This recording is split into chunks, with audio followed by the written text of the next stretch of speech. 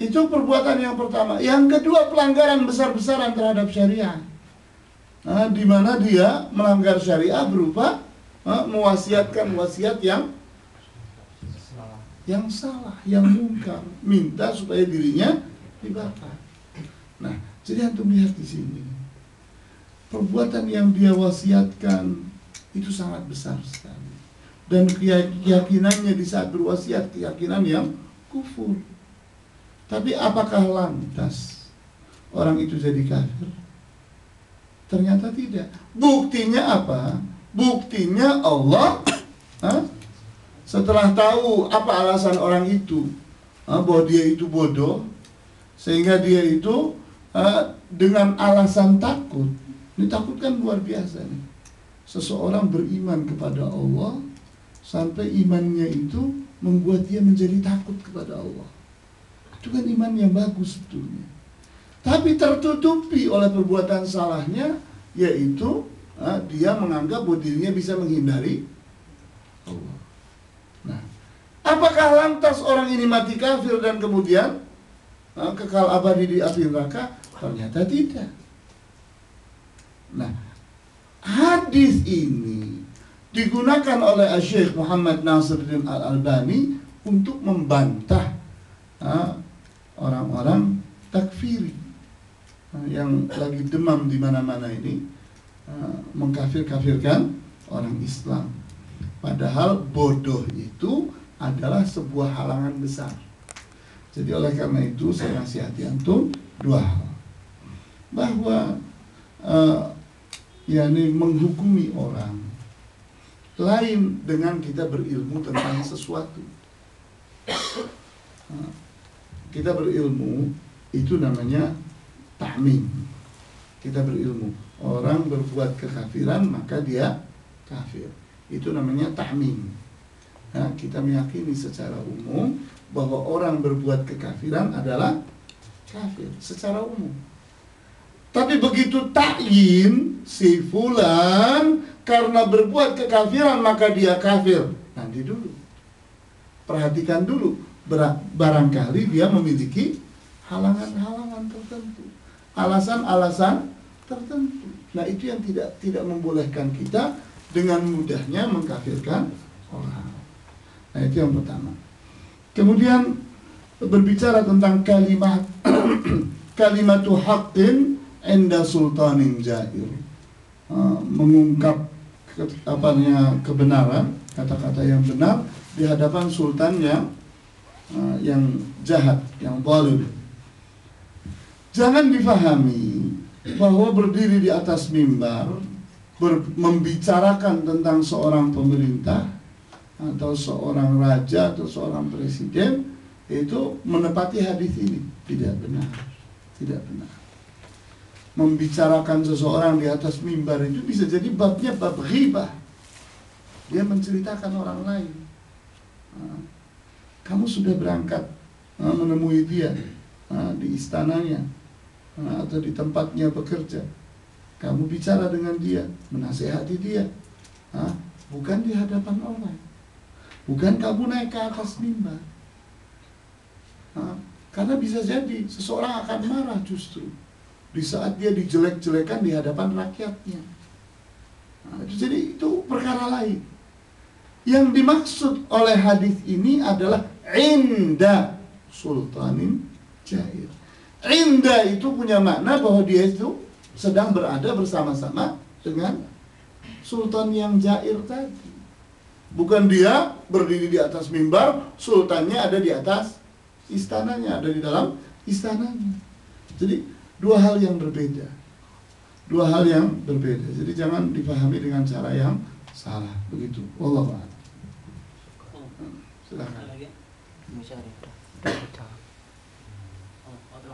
Soal? Soal Ustaz. Ayo, Fadl. Dua pertanyaan dari Ana. Dua terus. Berkaitan dengan euforia politik pemilu di Indonesia, bagaimana sikap Ahlus Sunnah dalam hal ini? Boleh tidak ikut pemilu? Yang kedua, bagaimana menanggapi beberapa fatwa dari sebagian Allah alam itu ulama atau bukan yang mengharamkan golput. Saya.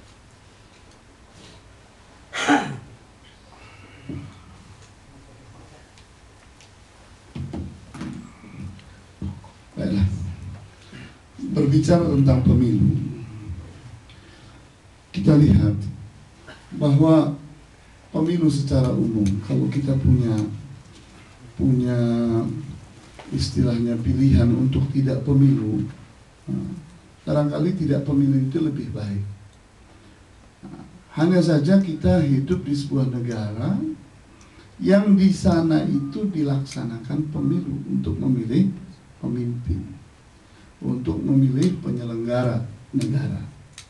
Nah, jadi kita lihat di sini bahwa pemilu itu tidak berdiri sendiri. Kalau kita melihat kepada zaman Rasulullah SAW, kemudian berikutnya sampai kepada para al-khulafa ar-rasyidin dan seterusnya, kita lihat di sana bahwa yang jelas Rasulullah SAW itu dipilih oleh Allah. Kemudian Abu Bakar dipilih oleh Muhajirin dan Ansar. Kemudian Umar bin Khattab dipilih oleh Abu Bakar, kemudian disetujui oleh muslimin, mereka pun berbaiat. Kemudian Umar bin Khattab menunjuk 7 orang yang kemudian diistilahkan oleh para ulama dengan istilah ahlul halli wal aqdi.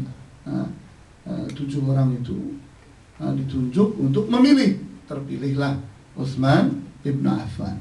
Kemudian Ali ibn Abi Thalib ditunjuk oleh orang-orang yang ada di Madinah. Kita lihat dari Al-Khulafa Ar-Rasyidin ini saja, kita lihat bahwa mereka itu ada yang dipilih oleh Muhajirin dan Ansar. Kemudian Umar bin Khattab ditunjuk oleh Abu Bakar, disetujui oleh muslimin. Dan berikutnya lagi Utsman bin Affan ditunjuk oleh 7 orang yang ditunjuk oleh Umar bin Khattab. Kemudian berikutnya Ali bin Abi Thalib dipilih oleh masyarakat Madinah. Dari keempat contoh ini saja kita mendapatkan beberapa alternatif tertunjuknya seorang menjadi pemimpin. Sehingga apa konsep Islam di dalam memilih seorang pemimpin?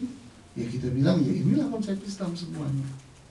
Tidak bisa kita memaksakan satu buah bentuk harus dengan ahlul halli wal aqdi, karena itulah cara satu-satunya yang benar. Kalau kita katakan itu, bagaimana dengan Umar bin Khattab? Tidak tertunjuk oleh ahlul halli wal aqdi. Nah, kemudian bagaimana dengan Ali bin Abi Thalib? Beliau tertunjuk bukan dengan ahlul halli wal aqdi. Nah, oleh karena itu kita jangan buru-buru menjelek-jelekan pemilu. Berbicara tentang pemilu ada beberapa cacat memang. Di antara cacatnya adalah bahwa suara orang bodoh dengan suara orang alim sama nilainya. Seorang profesor, doktor yang predikat keilmuannya itu misalnya bisa jadi 7 tumpuk, SHMA, dokter, profesor dan sebagainya, sama-sama dengan tukang sampah, tukang beca, sama nilai suaranya itu. Nah ini kan cacat. Kemudian berikutnya lagi kita lihat cacat yang lain, bahwa seseorang untuk jadi pemimpin itu dia harus mengeluarkan modal dana yang artinya nanti dia akan kembalikan. Sementara kita mengharamkan korupsi, menganggap korupsi itu sikap tidak amanah, sikap khianah dan seterusnya. Nah, apa yang terjadi? Yang terjadi adalah paradoksi di kepala kita. Bagaimana dia itu tidak akan korupsi? Sementara dananya untuk jadi seorang caleg itu bisa jadi miliaran. Dia keluar uang miliar, dalam jumlah miliar. Kalau tidak jadi, ya stres. Dia akan menghitung balokan rel nanti. Sampai Surabaya. Iya. Nah, jadi